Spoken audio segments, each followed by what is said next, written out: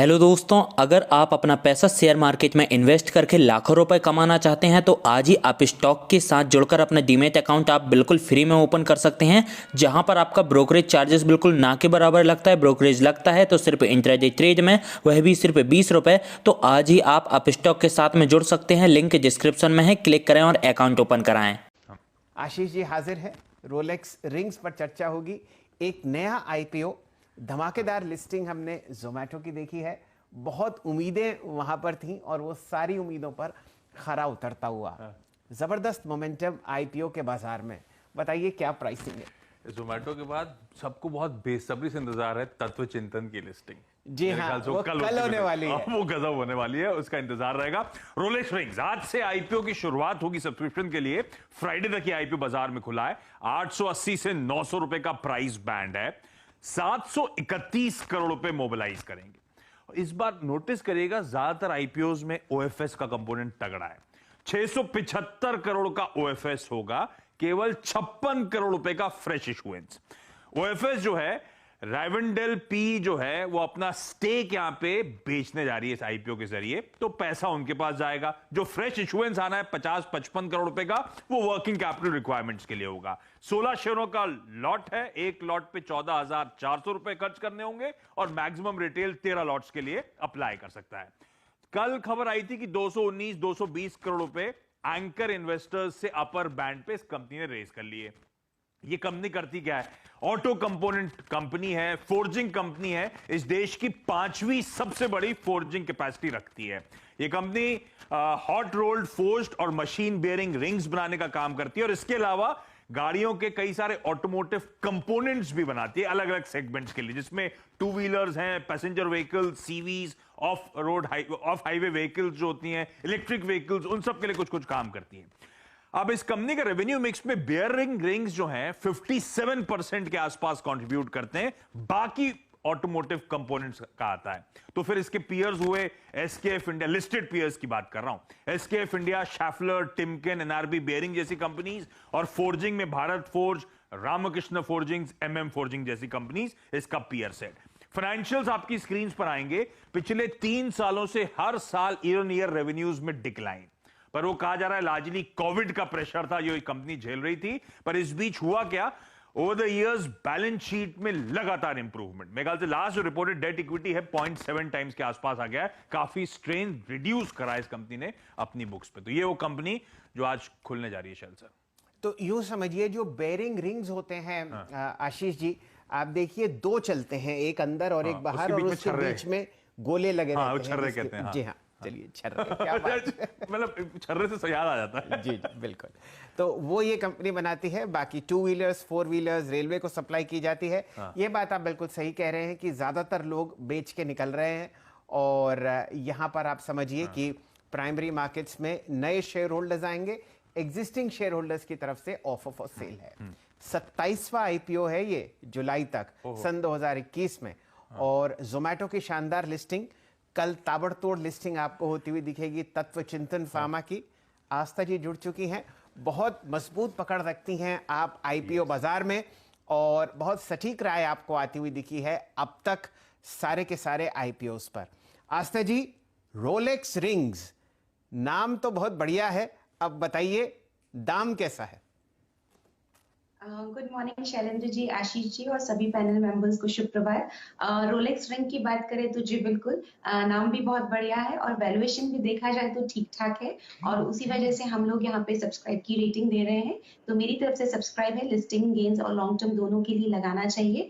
Company जिस तरह से आशीष जी ने बताया कि 5th कंपनी है फोर्जिंग जो इंडस्ट्री है उसमें, तो देखा जाए तो टॉप नंबर पे आता है भारत फोर्ज, उसके बाद एमटेक ग्रुप है, महिंद्रा सीआई है, रामकृष्ण फोर्जिंग्स हैं, और 5वें नंबर पे इनका नाम आता है रोलेक्स रिंग का in terms of installed capacity. तो कंपनी की मैं 3-4 बातें, जैसा कि मैं हमेशा बताती हूँ, मुझे काफी ज्यादा पसंद आती हैं। सबसे पहले तो इनका जो क्लाइंट बेस है वो काफी ज्यादा स्ट्रॉन्ग है। ऑल्दो आशीष जी ने बताया कि एसकेएफ हुआ या एनआरबी बियरिंग हुआ या शार्पनर हुआ, ये कंपेटिटर्स के तौर पे आशीष जी ने बताया, लेकिन यही इनके क्लाइंट बेस भी है। तो इनका क्लाइंट बेस काफी ज्यादा मजबूत है, और जो इनका जो क्लाइंट बेस है बेसिकली 80% 70% ऑफ मार्केट शेयर यही क्लाइंट्स कॉन्स्टिट्यूट करते हैं बियरिंग्स मार्केट में। तो वो भी अपने आप में दर्शाता है कि कितना मजबूत इनका क्लाइंट बेस है और उनका कितना मजबूत शेयर है पूरे मार्केट में।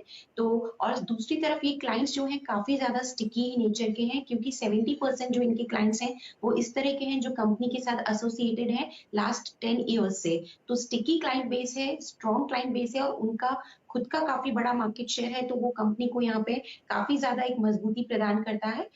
दूसरी तरफ देखा जाए तो एक चीज जो फाइनेंशियल्स में देखने में आई है, ये कंपनी सीडीआर में गई थी 2013 में, और अब देखा जाए तो इन्होंने ऑलमोस्ट 93-94% ऑफ अपना डेट पे कर दिया है और कुछ डेट ही बाकी है, और ये एक्सपेक्ट किया जा रहा है कि FY22 तक ये सीडीआर से बाहर आ जाएगी। तो सीडीआर से जब भी कोई कंपनी बाहर आती है तो वो अपने डिसीजंस खुद ले पाती है, स्पेशली बोरोइंग्स को लेके। तो वहां पे कंपनी को एक इंडिपेंडेंस मिलेगी और दूसरे भी उनको बिजनेस रिलेटेड डिसीजंस अगर लेने होंगे तो उसमें भी इंडिपेंडेंस मिलेगी, तो वो भी कंपनी के लिए काफी ज्यादा फायदेमंद होगी।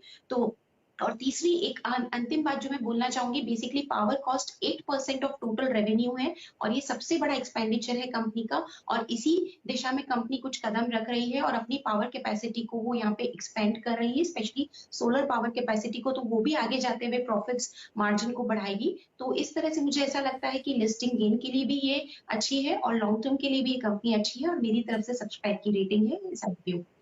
चलिए, यहाँ पर निवेश आप कर सकते हैं और ये आपको राय आस्था जी दे रहे हैं। एक बहुत ही जाने माने विशेषज्ञ IPO बाजार के दीवान साहब भी हैं, प्रकाश डालिए दीवान जी। रोलेक्स रिंग्स पर आशीष जी हमारे साथ स्टूडियो में जुड़े हुए हैं। वो कह रहे हैं आप ही अफोर्ड कर सकते हैं रोलेक्स की घड़ी, लेकिन क्या रोलेक्स के शेयर हमारे दर्शक अफोर्ड कर पाएंगे या नहीं? शैल जी, मैं ये कह रहा हूं कि अगर रोलेक्स की घड़ी नहीं तो रोलेक्स की रिंग सही लेके अगर कोई सोच रहा है तो डेफिनेटली ये विद इन रीच है। बट देखिए, on a more serious note, संजोगवर मैं राजकोट में था वीकेंड पे और सैटरडे संडे को कुछ एक इवेंट के लिहाज से, और वहां पे इस कंपनी की रेपुटेशन जो इस एरिया के हैं, ये प्रमोटर्स कंपनी वहीं स्थित है, काफी पॉजिटिव है। लेकिन मुझे एक पर्सनली IPO को लेके एक चिंता हमेशा रहती है जब खास करके OFS बड़ा होता है। देखिए, OFS जब बड़ा होता है तो आप ये मानिए कि जो कारोबार इतने सालों से समझते हैं, बिजनेस समझते हैं, वो हमेशा आपको एक ऐसे प्राइस पे देंगे जो मैक्सिमाइज करता है उनकी वेल्थ को। अब उसमें आपको हिस्सेदारी लेनी है और उसके आगे की जर्नी में शामिल होना है कि नहीं, ये आपको जवाब आपको अपने आप टटोल के लेना है। बट मुझे हमेशा लगता है OFS वाले स्टॉक्स में थोड़ा सा एक वो रहता है, शॉर्ट टर्म डिमांड की वजह से आपको प्राइसिंग मिल जाता है, लेकिन जब करेक्शन आते हैं तो बहुत सिवियर आते हैं। जैसे हमने कई कंपनीज में देखा पिछले कुछ दिनों में 900 950 पे लिस्टिंग हुई एक पेस्टिसाइड कंपनी की, वो 600 650 पे आके कुछ दिनों में अटक गया और उसके बाद फिर वापस अपनी जर्नी शुरू की और आज 800 के ऊपर है। सो इस टाइप की जर्नी जो रहती है वो पेनफुल हो सकती है। आप अगर लॉन्ग टर्म इन्वेस्टर हैं तो ये जर्नी को अपने तैयारी के साथ अगर लेना चाहे तो ही करिए, अदरवाइज IPO हो जाने दीजिए, प्राइस इक्विलिब्रियम आ जाने दीजिए और अगेन बाय ऑन डिप्स करके करिए, क्योंकि बेयरिंग्स एज अ सेक्टर, अभी जो शाफलर के नंबर्स आए, टिमकिन के आए, उसको देख के ये भी कोई स्लो डाउन नहीं दिख रहा है। लेकिन जो पिकअप है, रिकवरी चाहिए हमको रेवेन्यू में, वो जब आए तब इसमें करिए, क्योंकि IPO के बाद तो आपको कभी भी लेने का मौका मिल जाएगा। सो सिर्फ IPO में इन्वेस्ट करने की ऐसी चेष्टा मैं तो नहीं करूंगा। I would wait for the IPO to come through, price to be equilibrium and then evaluate. चलिए, ये एक बहुत ही सटीक और सुलझी हुई राय आपको दीवान साहब की तरफ से आती हुई दिख रही है।